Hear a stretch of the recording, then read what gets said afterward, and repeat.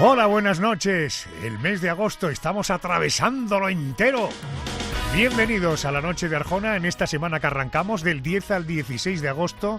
El próximo domingo será 16 de agosto y en la realización de este programa, como siempre, como es habitual, Con tu física y tu química y también tu anatomía, el gran Javier Campos. y tu boca con la mía, ya no puedo más, ya no Pero qué bueno, Campos. Qué mazo. puedo más, ya no puedo. ¿Qué garitos visitas durante el verano, Campos? Y con tus fantasías, tu filosofía me deja la cabeza vacía.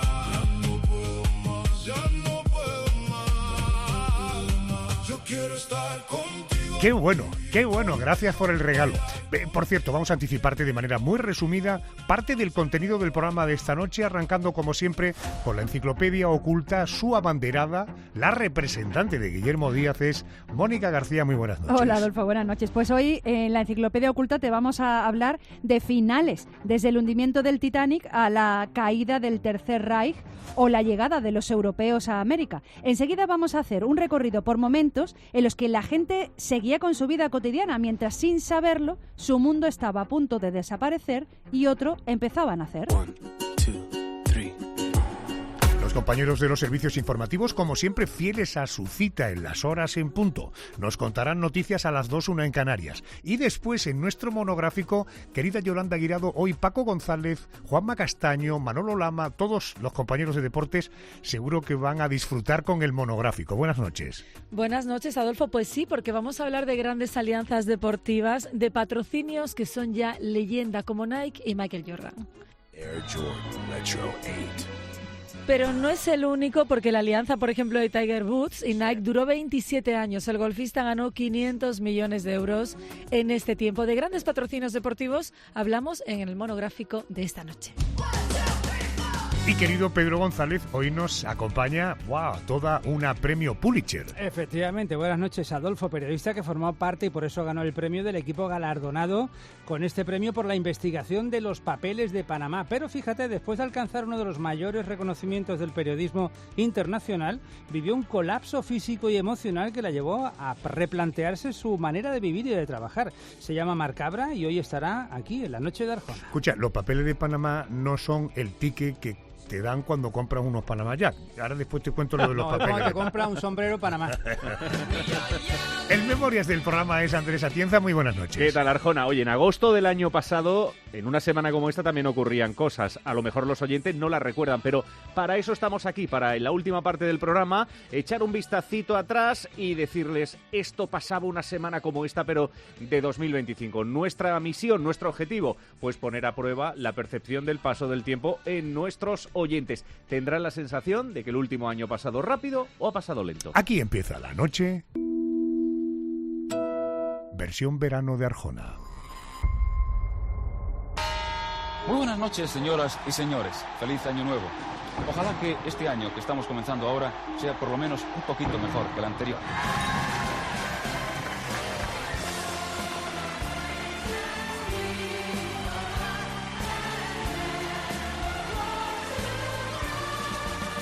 Hay noches que se disfrazan de final del mundo.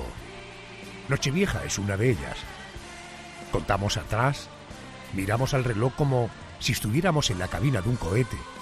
Brindamos, nos abrazamos y fingimos que, porque cambia un número en el calendario, cambiamos de vida, de hábitos y casi de personalidad. Es la liturgia de todos los años. Este año sí. Pero en realidad, esta noche no se acaba un mundo. Mañana seguirán el trabajo, las facturas, las prisas, los atascos y los grupos de WhatsApp familiares. Ha habido, sin embargo, otros días en los que sí terminó un mundo de verdad. A veces con ruido de cañones y edificios cayendo. Otras veces en silencio, con una firma en un papel o con una máquina que empieza a imprimir libros. Hubo horas en las que el Tercer Reich cabía en un búnker húmedo de Berlín y su líder daba órdenes a divisiones que ya no existían. Ven, él apoyará con el 12º ejército. Pero mi Führer, el 12º, avanza en dirección al Elba. Pues que dé media vuelta, maldita sea. Desprotegeríamos ese frente. ¿Cómo se atreve a dudar de mis órdenes? ¡Hay que hacerlo! Hubo una noche en la que el barco más lujoso del planeta navegaba con música en directo, sin saber que le quedaban 2 horas de vida. A partir de este momento, hagamos lo que hagamos.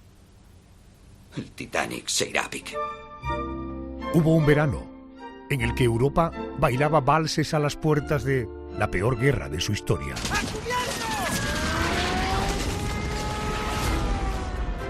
Y también hubo otras últimas horas más discretas.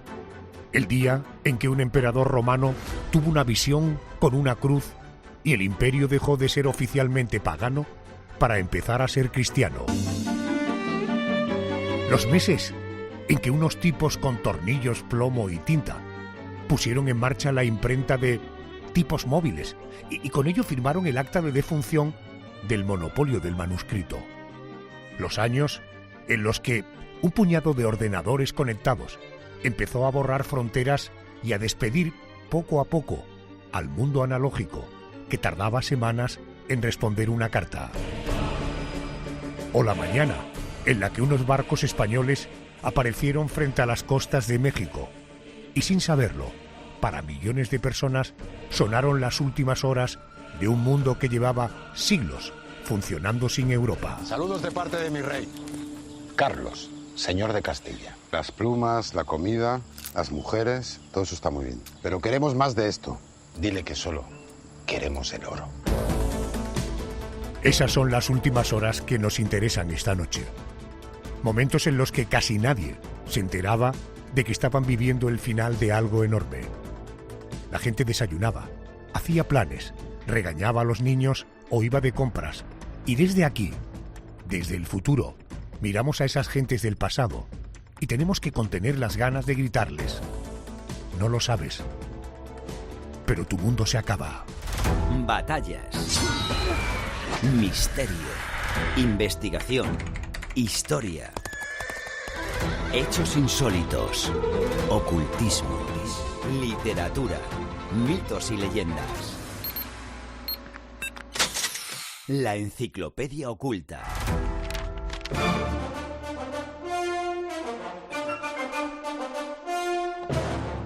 Querido Guillermo Díaz, muy buenas noches y bienvenido. Buenas noches, Adolfo, ¿qué tal? Cuando hablas de las últimas horas de un mundo, ¿qué quieres decir exactamente? ¿Qué tipo de finales vamos a visitar esta noche? Pues es un mundo en sentido figurado. Es el mundo de una sociedad, o las últimas horas de una civilización, o las nuevas horas de una nueva era, ¿no? No me refiero a que se apague el planeta como si le diéramos a un interruptor, sino que a esos momentos en los que una forma de vivir, de pensar, de organizar la sociedad se está terminando, aunque los que están dentro no lo perciban como un final, porque quién sabe que se está enfrentando a un fin de era, ¿no? No lo sabes, metido en el meollo. El hilo que une a los episodios que vamos a ver hoy es que desde dentro parecen días normales, con gente trabajando, comiendo, discutiendo, y desde fuera, desde el futuro, vemos que son puntos de no retorno. Esa gente estaba viviendo el fin de algo importante o el comienzo de algo completamente nuevo, ¿no? que realmente está muy unido.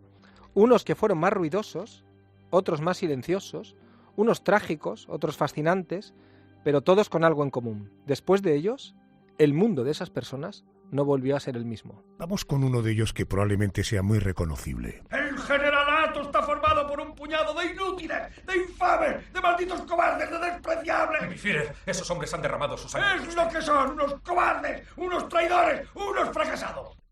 Guillermo, vamos a viajar a esas últimas horas del Tercer Reich.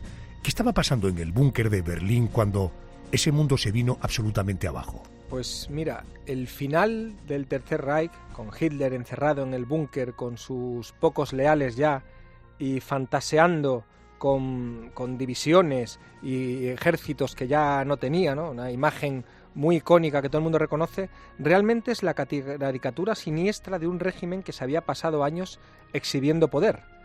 Y en ese abril de 1945, Berlín es un paisaje en ruinas, no hay Berlín. El ejército rojo está entrando por las calles. Berlín a vida o muerte era la consigna de quienes estaban enfrentándose a los rusos, calle a calle. sin rendirse, sabiendo que estaba todo perdido. Bajo el jardín de la Cancillería, en un búnker de hormigón, sobrevivía lo que queda del régimen: despachos bajos, con pasillos estrechos, olor a humedad, por lo visto estaba fatal ya aquello, y teléfonos que suenan cada vez menos porque ya casi nadie puede responder al otro lado. Se estaban quedando absolutamente aislados, ¿no? Hitler pasa allí sus últimos días, físicamente está muy deteriorado, parece que con un Parkinson avanzadísimo, tembloroso, envejecido, y mentalmente vive una realidad paralela que, fíjate, ni en estas circunstancias se atrevían a decirle que el mundo no era ya como él lo veía, ¿no? Y estaba jugando más al Risk que a la guerra, ¿no? Porque ya era un tablero lo que le quedaba delante, no tenía ya nada fuera, niños y viejos defendiendo Berlín y muriendo. Mira, hay una cosa que me parece fascinante y al mismo tiempo escalofriante de los últimos días de Alemania. Richard Wagner había escrito una tetralogía, el Nibelungo y todo esto, y la Valquiria y tal, que venía a decir que eran los cimientos de la nueva Alemania, ¿no? Con los rusos entrando ya, invadiendo Berlín, los nazis organizaron una representación en la ópera de Berlín. En esa ópera tocaron el funeral de Sigfrido, que simboliza el final del mundo. La Valquiria, bueno, en esta historia la Valquiria se arroja al fuego, están matando a Sigfrido, que es un héroe, ha muerto Sigfrido, lo están enterrando, que es un héroe germánico brutal, y las llamas que genera la Valquiria lo arrasan todo, queman hasta el cielo. Y en ese momento Wagner dice que empieza el mundo de nuevo. Y los alemanes los nazis representaron esta sinfonía para decir que su mundo terminaba y emergía uno completamente nuevo. Al mismo tiempo, Hitler se suicidaba, Goebbels se suicidaba, Eva Braun se suicidaba, la mujer de Goebbels se suicidaba, y Goebbels y su mujer asesinaban a sus hijos para que no cayeran en manos de los rusos. El final fanático de unos fanáticos que efectivamente es muy coherente con toda su trayectoria.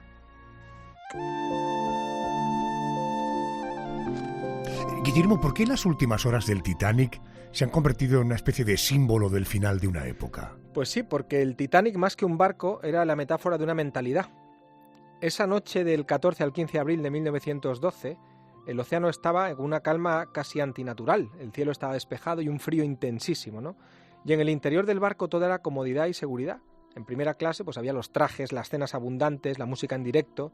En segunda clase, familias disfrutando de un viaje que era un lujo. Y en tercera, los emigrantes, que también contó su vida y su trayecto, la película de James Cameron, ¿no? Titanic, pues, los vemos todos. El Titanic llevaba una radiografía de la sociedad dentro, ¿no?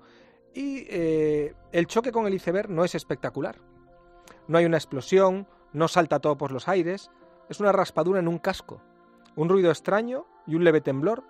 Los pasajeros no sintieron nada, y cuando los oficiales comprobaron los daños y entienden que el barco estaba condenado, el mensaje que se transmite al principio es tranquilizador. No pasa nada, pónganse el salvavidas, ¿no? Diríjanse a las salidas de emergencia. Y la orquesta siguió tocando, los camareros siguieron trabajando, la gente siguió comiendo sin saber que iban a morir. La mayoría de ellos, ¿no? Las 2 horas largas que tardó desde el golpe con el iceberg hasta que el Titanic se hunde físicamente, también significaron el hundimiento de un modo de pensar.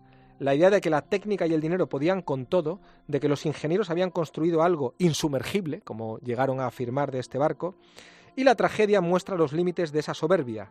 No había botes para todos, porque como era insumergible no hacía falta. La jerarquía de clases se mantiene incluso en el momento del desastre, y vemos que la naturaleza no firma contratos con las grandes navieras. Fue el final, un golpe mental y moral y al orgullo de una mentalidad que pecó de soberbia y de imprudencia. Otro momento crucial en la historia de la humanidad fueron esas últimas horas de la paz antes de la Primera Guerra Mundial. ¿Cómo era Europa justo antes de que todo saltara por los aires en el año 1914, por tanto, antes de la Primera Guerra Mundial? Pues mira, este es el caso en el que más gente no es consciente de que su mundo termina. Si uno mira Europa en la primavera y verano de 1914, ve una postal engañosa. Viena, París, Londres, Berlín son ciudades llenas de vida, cafés, teatros, conciertos, grandes almacenes, tranvías, exposiciones, la Belle Époque, Fíjate cómo se conoció este periodo, ¿no? La sensación de que el progreso científico y económico lo está arreglando todo. La electricidad, el teléfono, los primeros automóviles, los trenes, todo parece anunciar un futuro cada vez mejor. Pero debajo de esa superficie hay tensiones muy fuertes, alianzas militares muy rígidas, carrera armamentística, rivalidades coloniales, nacionalismos que hierven, y el atentado de Sarajevo, famoso, el asesinato del archiduque, es la chispa, pero el polvorín estaba perfectamente preparado. Es muy raro cuando solo un acontecimiento de forma aislada cambia la historia, no. Está todo preparado para que un acontecimiento aislado cambie para siempre la historia, ¿no? Pues los diplomáticos se cruzan telegramas, bueno, cada vez más alarmantes, se ordenan movilizaciones, se redactan ultimátums, pero en la calle la gente sigue yendo a los balnearios, a la ópera, a la playa. Hay fotos de veraneantes en traje de baño en aquel verano sonriendo sin saber que en pocos meses algunos estarán en las trincheras de barro hasta la cintura, en esta Primera Guerra Mundial tan brutal que hemos contado en este espacio, ¿no?, de la Enciclopedia Oculta, y que recomendamos que a los que no lo hayan escuchado pues que lo busquen en las plataformas de podcast y de almacén o en la página de COPE, que ahí está, ¿no? Pero estas son las verdaderas últimas horas de un mundo. Un continente que cree estar viviendo el apogeo de su civilización, está sin saberlo a punto de entrar en una guerra que matará a millones, derribará imperios y abrirá la puerta a los totalitarismos del siglo XX. Estos nazis de los que acabamos de hablar, ¿no?, el fascismo en Italia o el comunismo en Rusia. Stefan Zweig, un genio escritor muy popular en aquella época, lo resumió muy bien. El mundo de ayer no supo que era el mundo de ayer hasta que fue demasiado tarde. Correcto. De esto va la Enciclopedia Oculta de esta noche. Has pasado, quiero mirar un poco más atrás, porque supongo que el Imperio Romano, que en un momento de la historia fue tan determinante, tan poderoso, tan contundente, ahí tuvo que haber también un cambio de era, ¿no? Pues sí, Adolfo. Mira, Occidente es Cristo, Roma, bueno, en orden exacto es Roma, Cristo y la Ilustración. Eso es Occidente. O por lo menos, si quitas cualquiera de estos elementos, posiblemente Occidente no existiera. Uh-huh. Pero para que Cristo cogiera magnitud, porque Jesucristo al final, sin San Pablo, no se hubiese difundido todo lo que el mensaje que dejó, ¿no?, y que quiso traer a los hombres, pero hay una persona más importante, a mi juicio, que es Constantino. ¿Qué sucede con Constantino? Pues que se convierte al cristianismo. ¿Quién fue Constantino? Un emperador romano cuya mujer era cristiana, y él, en un momento determinado, pues se convierte al cristianismo. Y este sí es uno de los momentos en que el eje del mundo cambia. Se abandona el paganismo, que hasta entonces, durante siglos, el Imperio Romano había sido oficialmente pagano, con un panteón de dioses complejísimo, cultos tradicionales, sacrificios públicos. El cristianismo había ido creciendo, pero como una religión perseguida, o en el mejor de los casos, tolerada con desconfianza. Pero cuando Constantino se juega el poder en la batalla del puente Milvio, y según la tradición tiene una visión relacionada con el símbolo cristiano, la historia da un giro. Esto la verdad es que es historia a posteriori. Poco después llega el Edicto de Milán, que concede libertad de culto al cristianismo, y con el tiempo la nueva fe pasa de estar en las catacumbas a ocupar los palacios. Los templos paganos desaparecen, las estructuras del Estado se van impregnando de cristianismo, y un siglo después, lo que era la religión del imperio ya no es el culto a Júpiter, sino a la Iglesia. No es un final de un día para otro, pero sí podemos hablar de las últimas horas del mundo romano clásico como religión oficial. Cambia el calendario de fiestas, cambian las prioridades morales, cambian incluso los edificios que se levantan y los que se abandonan. A partir de ahí, el Imperio Romano entra en su fase tardía, y Europa, aunque tarde siglos en consolidarse, ya no se entendería sin ese giro cristiano iniciado con esta conversión de Constantino. Fíjate que hablas de un nombre propio, Constantino. Permíteme que hablemos de otro nombre propio, Hernán Cortés.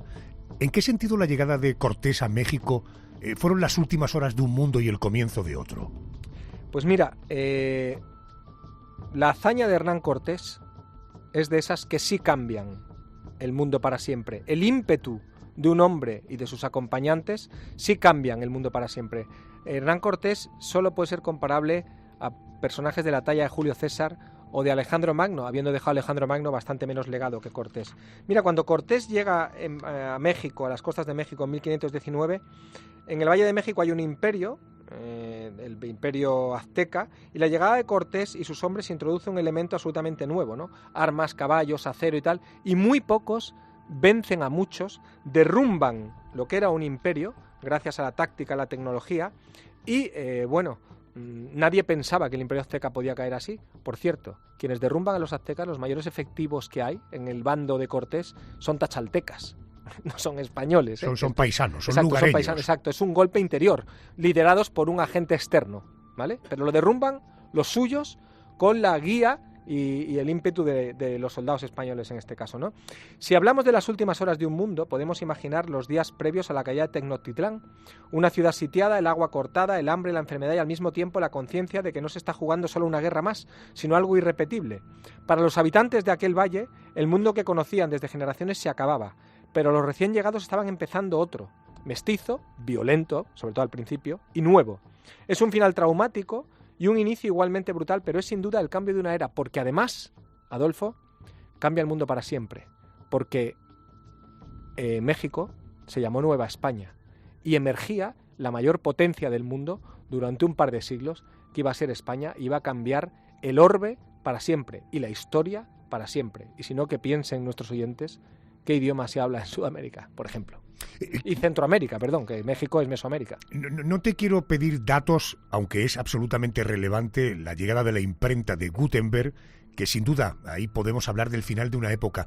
Me quiero venir a nuestro tiempo. ¿Qué mundo se está acabando con estas tecnologías y cuál está empezando? Porque creo que estamos siendo protagonistas, o desde luego estamos siendo público que presencia un cambio de era. Pues sí, yo estoy muy contigo en esto. Internet primero, que está ahí anteayer, y ahora la inteligencia artificial. Son dos olas de cambio que tienen algo en común. Están disolviendo un mundo que para muchos de nosotros era lo normal. Yo estoy convencido que muchos de nuestros oyentes se han dado cuenta, por supuesto, que Internet cambió sus vidas. Lo que pasa es que eso lo vemos a posteriori. Cuando se envió el primer email, Adolfo, nadie pensó que estaba cambiando nuestra forma de vida. Pero que piensen nuestros oyentes, si desapareciera Internet de sus vidas, el 5G de sus móviles, ¿cómo serían nuestras vidas? ¿Han cambiado o no? ¿Ha cambiado nuestro día a día o no? ¿Lo vimos el día que se envió ese primer email? No. Pues yo creo que ya cada vez está más claro, pero creo, honestamente, que todavía no somos conscientes de lo que la irrupción de la inteligencia artificial en nuestras vidas va a suponer. No sé si es el fin de una era, pero desde luego sí es el fin de un modo de vida. Hoy hemos oído cómo caen imperios, se hunden barcos y se desmoronan certezas. Y sin embargo, cada vez que el mundo cambia de piel, alguien pone la mesa y brinda. Puede que esa sea, al final, nuestra verdadera victoria sobre todos los finales. Guillermo, hasta la próxima semana. Gracias. Hasta la próxima semana, Adolfo.